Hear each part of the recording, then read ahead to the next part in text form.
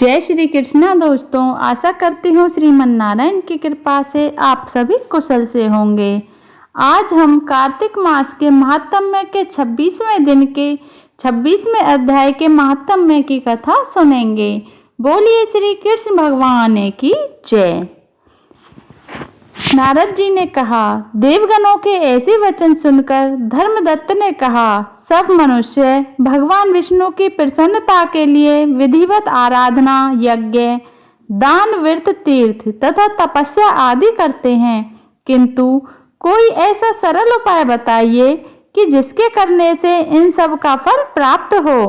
गणों ने कहा, हे द्विजश्रेष्ठ, आपका प्रश्न बड़ा श्रेष्ठ है। हम आपको भगवान विष्णु को शीघ्र प्रसन्न करने का उपाय बताते हैं।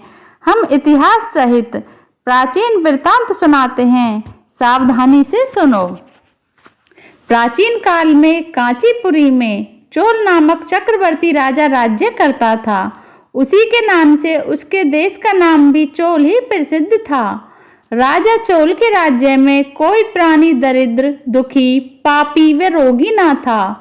यह सब राजा के यज्ञ करने का प्रभाव था।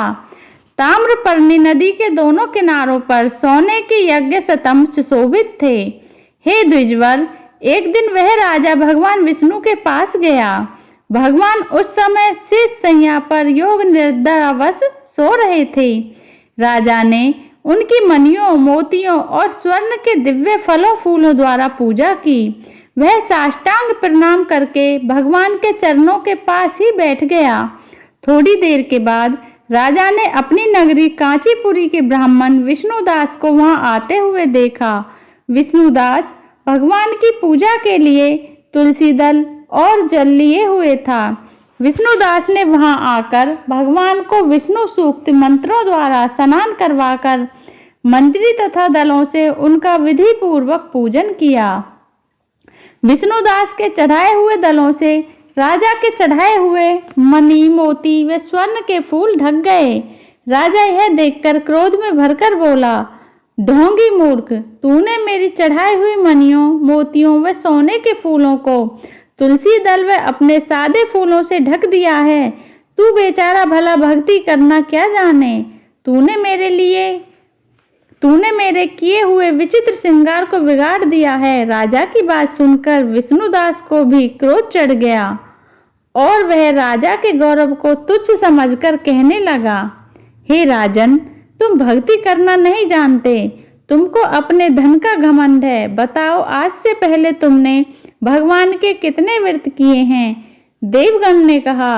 ब्राह्मण के ऐसे वचन सुनकर राजा ने घमंड से हंसकर कहा, हे विप्र, भगवान की भक्ति के अभिमान से यदि तू ऐसी बात कह रहा है तो मैं पूछता हूँ कि तेरे जैसे भिखमंगे ब्राह्मण में भगवान की भक्ति ही कितनी है, क्योंकि तुमने आज तक भगवान की प्रसन्नता के लिए कुछ भी नहीं किया, न तो कोई मंदिर ही बनवाया है, तो तुम भला इस प्रकार की भक्ति का जैसी कि तुम कर रहे हो क्या गर्व कर सकते हो? यहाँ जितने भी ब्राह्मण बैठे हैं, मेरी बात को ध्यान पूर्वक सुनें और देखें कि भगवान विष्णु के दर्शन मुझे होते हैं या कि उसे। इसके बाद दोनों की भक्ति के संबंध में आप लोग जान लेंगे। देवगण ने कहा। ऐसा कहकर राजा अपने महल में चला गया और वहां जाकर उसने अपने पुरोहित मुदगल को आचार्य बनाकर विष्णु यज्ञ आरंभ किया। उसने उस यज्ञ में अनेकों ऋषि महर्षियों को बुलाया, उनको बहुत सा अनाज और नगदी आदि दक्षिणा दी। जो यज्ञ पहले ब्रह्मा जी ने गया में किया था, वही यज्ञ राजा चोल ने अपनी नगरी चोल में किया। विष्णुदास भी अपने मंदिर में ही रहकर भगवान की प्रसन्नता के लिए व्रत करने लगा। उसने माघ तथा कार्तिक मास के व्रत किए, तुलसी के वन की और एकादशी को भगवान विष्णु के 12 अक्षर मंत्र का जाप किया। वह भगवान को प्रसन्न करने के लिए गीत गाता रहा, वह नृत्य करता रहा, नित्य प्रति व्रत करता, भूमि पर सोता, हर दिन भगवान विष्णु का स्मरण करता और सब प्राणियों में समदृष्टि से भगवान को ही देखता था। उसने भगवान को प्रसन्न करने के लिए माघ तथा कार्तिक के व्रत भी किए और उन व्रतों के नियमों का पालन भी किया और उद्यापन भी किया। और इस प्रकार राजा चोल और विष्णुदास द्वारा दोनों को आराधना करते हुए बहुत दिन बीत गए। अतः कार्तिक मास के 26वें दिन के महात्म्य की कथा समाप्त। आगे की कथा हम 27वें अध्याय में सुनेंगे। बोलिए श्री कृष्ण भगवान की जय। अगर आपको मेरी यह वीडियो अच्छी लगी हो तो इसे लाइक कर देना, चैनल को सब्सक्राइब कर देना, कमेंट बॉक्स में जय श्री कृष्ण अवश्य लिखें। राधे राधे।